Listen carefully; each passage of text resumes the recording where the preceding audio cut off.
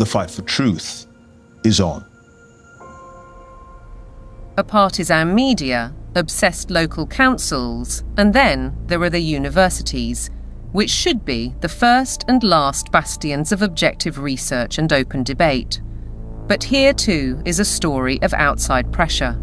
With the drop in government funding, the shortfall has been made up from other sources, and those tend to be NGOs, private organisations. For example, the Gates Foundation and the Wellcome Trust. Invariably, money from private organisations will come with vested interests. These vested interests, according to Professor Moss, drive university teaching towards business goals and ideologies at the expense of critical thinking and levels of academic achievement. One new initiative is the European Network on Climate and Health Education, led by Glasgow University. Medical students have been trained to accept that climate science is an established fact. Increasingly, climate change is harming people's health. You could say it's the largest health emergency of our time, and I do need to be ready to help tackle this challenge. Can the outcomes really be free of prejudice when the backers include the WHO and major pharmaceutical companies? This new collaboration will help train the next generation of medics with the skills they need to treat the health impacts of climate change and deliver more sustainable healthcare.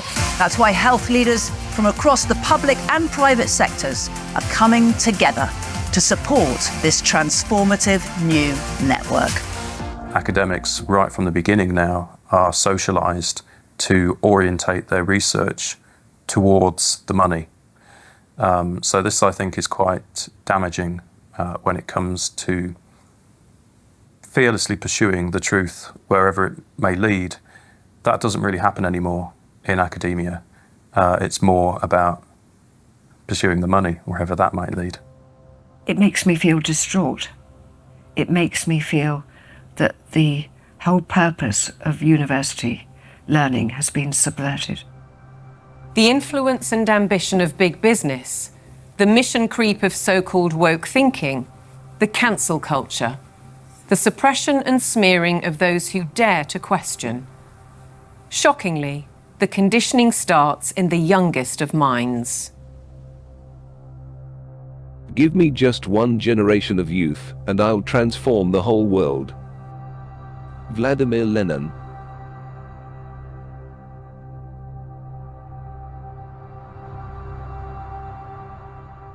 All aboard for global goals! This year, Thomas and his friends have teamed up with the United Nations. The world of young children is supposed to be one of innocence and joy, but it's been permeated by the global ideologies of the United Nations. If you go to goal number 4, it deals exclusively with education. And when you think education, recognize they're talking about indoctrination. The Sustainable Development Goals. Under the surface of it all is this effort to bring all the children of the world into this one world globalist system.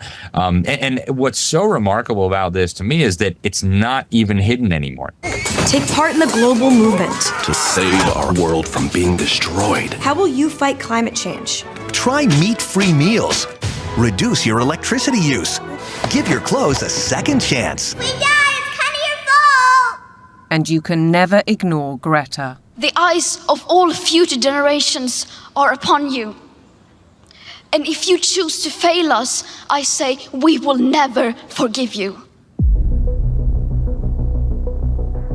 I don't want you to be hopeful. I want you to panic. We want action. We want justice. Let's fucking want action. And we want it now! No more coal! No more oil! Keep your... I want you to feel the fear I feel every day. I want you to act as if the house was on fire, because it is. This propaganda relentlessly promoting fear in various ways, be it disease, be it climate, I think is having a very damaging impact on young people's mental health. The disasters that continue increasingly to afflict the natural world have one element that connects them all: the unprecedented increase in the number of human beings on the planet. We're asking children to believe they are a scourge on the planet. I have a problem with children believing they shouldn't be here from the off? How are we ever going to encourage them to have strong mental health and emotional well-being if they believe that their birth is a disaster for the planet? That's not encouraging them to be productive citizens who are making an active contribution to society if they've got to apologise for their very existence. I think it's very dangerous, and I think we need to reverse that as soon as possible. The indoctrination of children is further evidenced across their learning. Objectivity and freedom of thought are being stifled by the persistent pushing of agendas. I undertook a study of secondary school textbooks to see what children are being taught.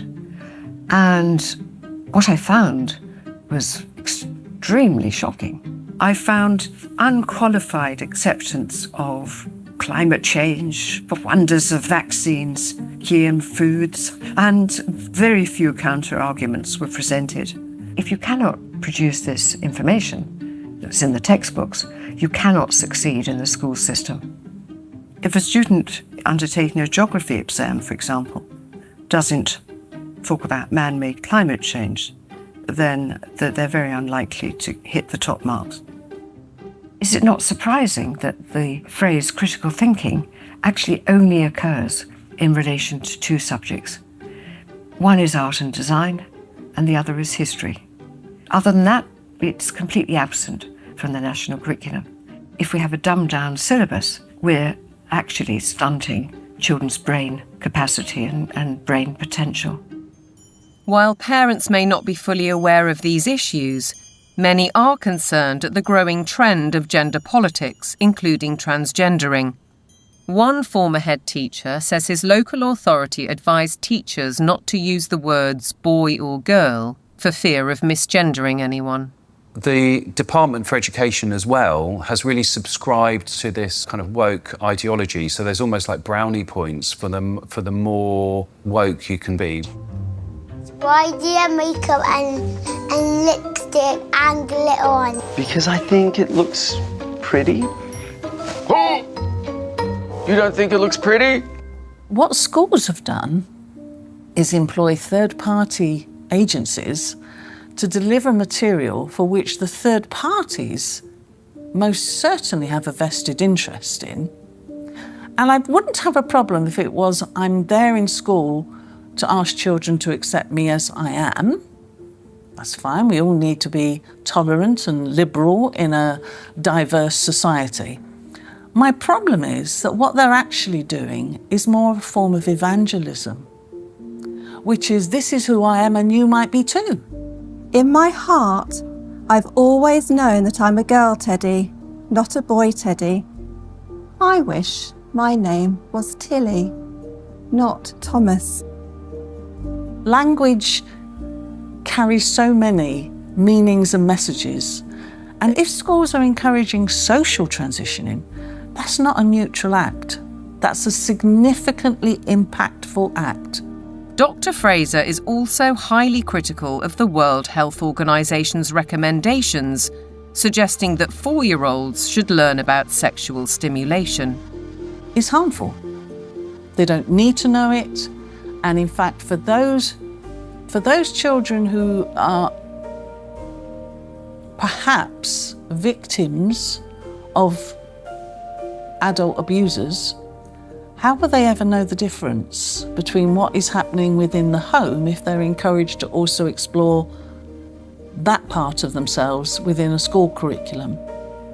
What do we do with an organisation like the United Nations or the World Health Organization if we take our orders from them about what is suitable education for our child?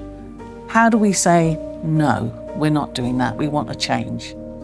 Teachers are sent on courses to embrace the diversity dogmas, and many buy into them. But Fairclough says that those who don't keep quiet for fear of reprisals.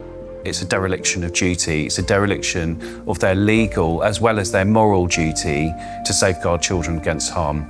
I can certainly say I feel very let down by the teaching profession because I am not hearing people speaking out on behalf of the children. A one-world dictatorial education, a dumbing down in the classroom, fluidity of gender, the impact of technology. Are our children being groomed for a life in the digital prison?